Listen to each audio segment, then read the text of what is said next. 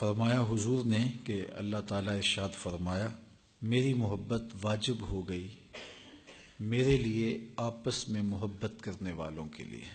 ہم کسی سے محبت کریں یا کوئی ہم سے محبت کرے تو شاید ہم اسے کوئی نفع نہ پہنچا سکے، لیکن اللہ جس سے محبت کرے اس کی دنیا میں بھی خیر ہے، آخرت بھی خیر ہے، اور اس پر اللہ کی محبت واجب ہو گئی جو ایک دوسرے سے رضائے الہی کے لیے پیار کرتے ہیں۔ تو اللہ جل شانہ ایسے لوگوں سے محبت کرتا ہے جو اللہ کے لیے ایک دوسرے سے محبت کرتے ہیں، اللہ کے لیے اکٹھے بیٹھتے ہیں، اللہ کے لیے ایک دوسرے کی زیارت کو جاتے ہیں اور اللہ کے لیے خرچ کرتے ہیں۔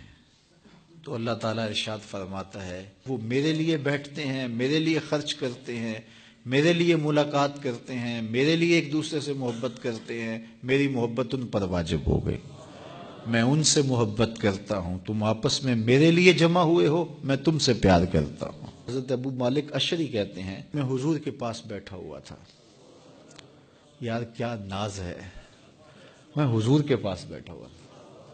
وہ لوگ بات کرتے ہیں نا تو بڑے فخر سے کہتے ہیں، بظاہر بڑی بے نیازی سی ہوتی ہے، لیکن جو پیچھے موسیقی چل رہی ہوتی ہے وہ سمجھ میں آتی ہے۔ وہ میں ڈی سی کے پاس بیٹھا ہوا تھا، میں منسٹر کے پاس گیا تھا تو یہ بات ہوئی، تو سنانا تو مقصود یہ ہوتا ہے کہ میں وہاں بیٹھا تھا۔ تو وہ ناز کرتے ہیں، میاں یہ کوئی ناز کرنے والی بات ہے، ناز تو ابو مالک اشعری کا ہے۔ کہتے ہیں ایک دن میں حضور کے پاس بیٹھا ہوا تھا، اللہ اکبر، دیکھیے کیا ناز ہے، کیا فخر ہے، اللہ اکبر۔ قال کنت عند النبی صلی اللہ علیہ وآلہ وسلم، کہا میں حضور کے پاس تھا کہ حضور نے ارشاد فرمایا اللہ کے کچھ بندے ہیں نہ تو وہ نبی ہیں اور نہ ہی وہ شہید، لیکن ان پر نبی بھی رشک کریں گے اور شہید بھی رشک کریں گے۔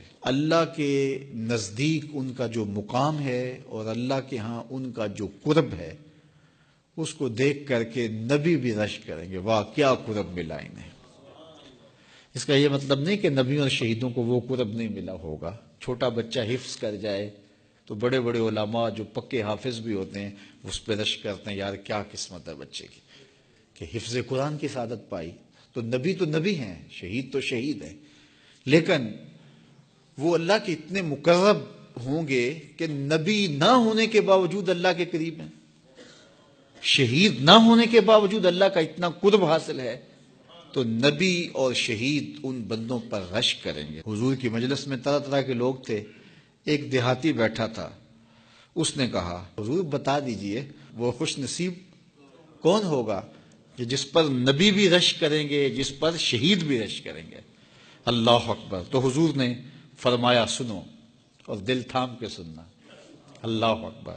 وہ اللہ کے بندوں میں سے کچھ بندے ہوں گے جو مختلف شہروں سے آئے ہوں گے اور مختلف قبیلوں کے ہوں گے، کسی کی کوئی برادری ہوگی، کسی کی کوئی برادری ہوگی، کسی کی کوئی برادری ہوگی، ان کے درمیان کوئی رشتہ داری نہیں ہوگی جس کی وجہ سے وہ جمع ہوئے ہوں گے، نہ ہی وہ کوئی کاروباری مقاصد کے لیے بھی نہیں آئے ہوں گے۔ یہ آپس میں کیوں جمع ہو کے بیٹھے ہوں گے؟ ان کا آپس کا پیار قرآن کی وجہ سے ہوگا، ان کی آپس کی محبت کس وجہ سے ہوگی؟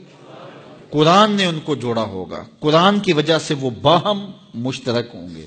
ان کے شہر الگ ہوں گے، قبیلے الگ ہوں گے، برادریاں الگ ہوں گی اور آپس میں رشتہ داریاں بھی نہیں ہوں گی، لیکن وہ جڑے بیٹھے ہوں گے کس وجہ سے؟ قرآن مجید کی وجہ سے۔ اللہ ان کے چہروں کے اوپر نور ڈال دے گا، نور چمک رہا ہوگا۔ لوگ جب خوف میں ہوں گے، فضا میں ہوں گے، دکھ میں ہوں گے، تو وہ کسی خوف میں نہیں ہوں گے۔